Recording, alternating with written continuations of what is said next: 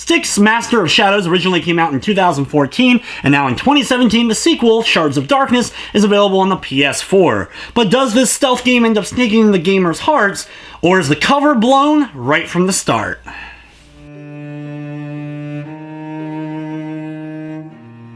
Styx Shards of Darkness is very much a stealth game. If you're someone who doesn't get into this kind of genre, you're going to probably want to avoid it. In fact, the harder difficulties makes the stealth even tougher by eliminating things like combat and manual saving.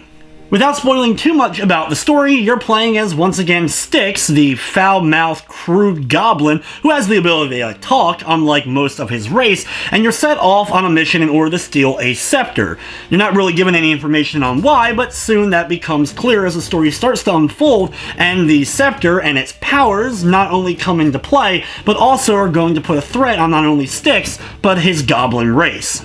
The game is broken up into multiple missions, including a few boss encounters that are thrown in, and most missions contain multiple areas for you to complete. You'll have to do plenty of sneaking and stealthing around in order to try to figure out not only how to reach the goal appropriately, but also how to do so without being caught. I do wish there was a bit more variety when it came to the different areas that you got to explore, as some places are reused throughout the course of the game's main missions.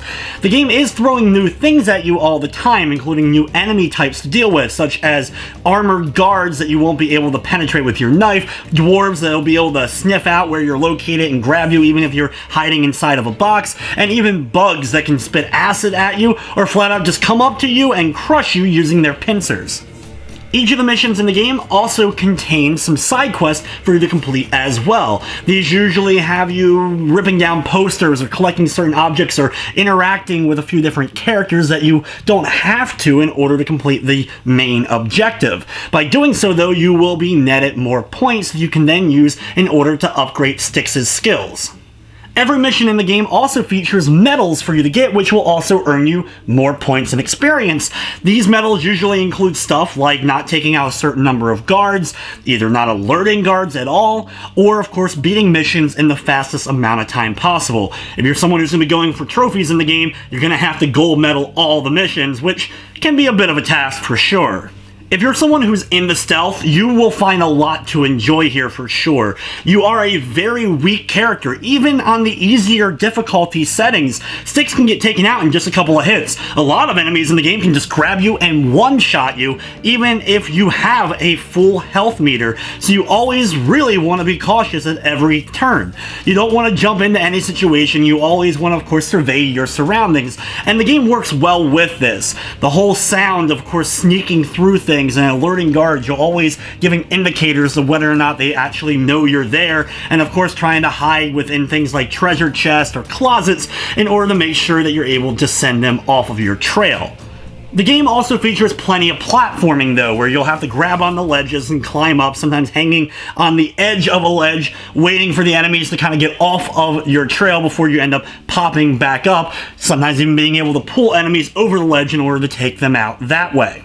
The platforming, for the most part, though, does work, though there were a couple of times throughout the course of the game where it seemed like I should have been able to easily grab a ledge and Styx just fell to his death, and other times where I was just trying to balance myself on a platform and ended up falling down into the abyss below. Every time you end up dying, you get a little bit of a quip from Styx, which is humorous at first, but if you die multiple times, you're going to be hearing the same ones over and over again throughout the course of the entire game, which ended up making them quite tiresome.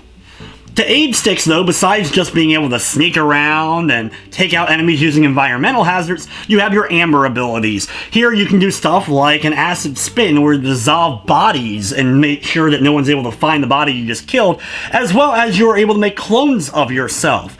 And these clones can of course interact with certain objects, distract enemies, or in fact can do drop in and drop out co-op at any time. It costs you half of your health bar, but if a friend wants to join you, they become one of your clones and aid you in the adventure. If they die though, you'll have to spend half of your health bar again in order to summon another clone. Using the experience you gather for completing missions and completing certain objectives, you'll be able to spend those points to upgrade either your Amber abilities or a few other abilities as well, such as combat, in order to have a much easier time at parrying opponents in order to take them out, and a few other key skills that you won't have at your disposal from the get-go. Though keep in mind, if you're playing on the harder difficulties, the combat upgrades become useless as you're unable to attack enemies. The first time around, the game story will probably take you 6 to 8 hours in order to get through it. Of course, this will depend on what difficulty you're playing on and how good you are at stealth games, that is for sure.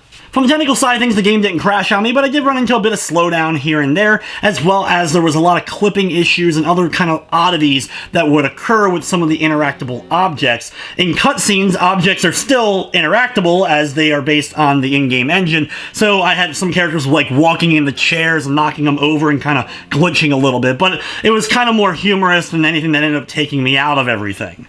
Styx Shadow of Darkness is available for $49.99 on the PlayStation 4. It does feature a full trophy list and a Platinum trophy. If you enjoyed the original Styx, you're going to enjoy the sequel for sure, and there's some great moments to be had. If you're someone who really gets into stealth and likes to survey their areas and come up with the most creative way possible in order to deal with things, you're going to be able to spend a lot of time with the game, that is for sure. There's also some nice graphical moments here and there. I wouldn't say the graphics are anything to write the home about, and nothing in the voice acting really did too much for me, but there were some nice touches when it came to just seeing the vast area that you were trying to sneak your way through, especially early on in the daytime setting going into the Elf Kingdom was one of the highlights of the game, at least from the visual standpoint.